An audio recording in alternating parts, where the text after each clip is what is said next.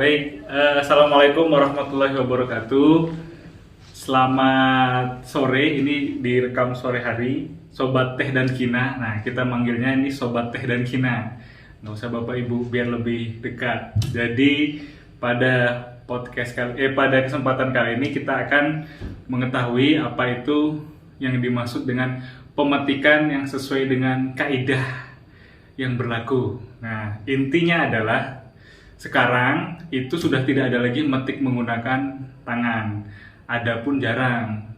Adapun yang metik itu sudah usia-usia pejuang 45 ke atas. Jadi udah umur-umur 60-70 tahun. Nah, jadi sekarang pemetikan itu harus menggunakan mesin agar supaya apa? Supaya potensi kebun itu meningkat seperti itu. Nah, oleh karena itu juga namanya kita ganti nih guys, bukan pemetikan tetapi operator mesin petik seperti itu. Nah, untuk memetik dengan mesin ada hal-hal yang harus diketahui atau diperhatikan agar supaya produksi baik kuantitas maupun kualitas itu terjaga.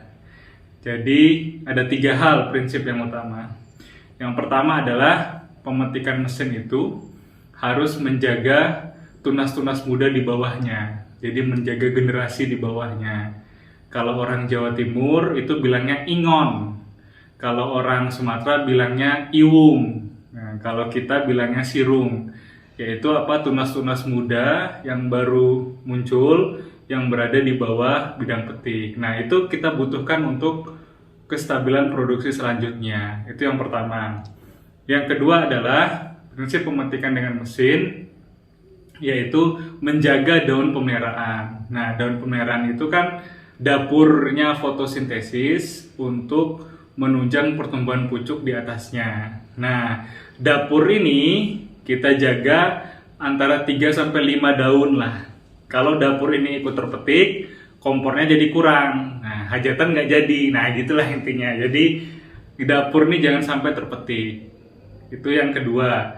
Lalu yang ketiga adalah memaksimalkan potensi produksi di lahan.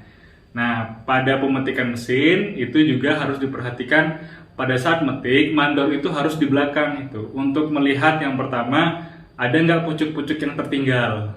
Nah, pucuk-pucuk yang tertinggal itu diambil, termasuk membenahi di selewer atau di daungan-daungan. Nah, itu jangan sampai tidak dirapihkan. Kalau tidak dirapihkan, kalau ada pucuk yang tertinggal, dia di daun selanjutnya akan menjadi tua.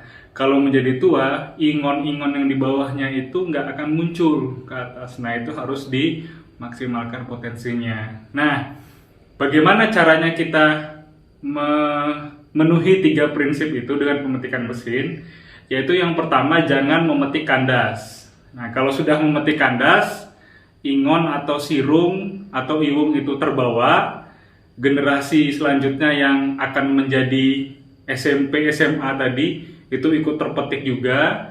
Nah, itu tidak baik, jadinya selanjutnya tidak ada cadangan pucuk.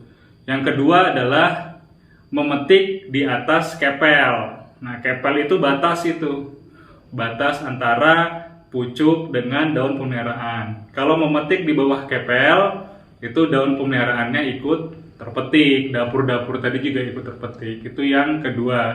Lalu yang ketiga adalah memetik itu hendaknya, kalau di kami ada nama petikannya ala gambung. Jadi petikan ala gambung itu memetik lebih tinggi daripada petikan sebelumnya. Jadi ketika petikan sebelumnya jejaknya di sini, selanjutnya kita metik lebih tinggi nih, sekitar 1 cm. Dengan begitu, ingon-ingon atau sirung-sirung yang di bawah ini itu tetap terjaga. Daun pemeliharaan di bawahnya tidak terpetik. Nah, dengan begitu kestabilan produksi itu terus-menerus terjaga. Tidak hanya itu, tidak hanya kuantitas, tapi juga kualitas. Kalau memetik kandas, banyak ranting-ranting, mutu pucuk memenuhi syarat atau MS, kualitasnya itu akan rendah seperti itu. Nah, dengan memetik tadi, memperhatikan 3 prinsip tadi, itu mutu pucuk terjaga. Jadi tidak hanya kestabilan kuantitas, tapi juga kualitas juga akan terjaga.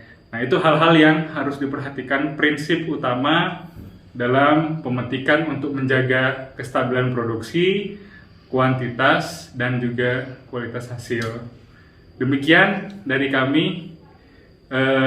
Mudah-mudahan rekan-rekan yang melihat video ini akan lebih imet dan lebih bagus lagi dalam memetik dengan mesin. Makasih guys. Assalamualaikum warahmatullahi wabarakatuh.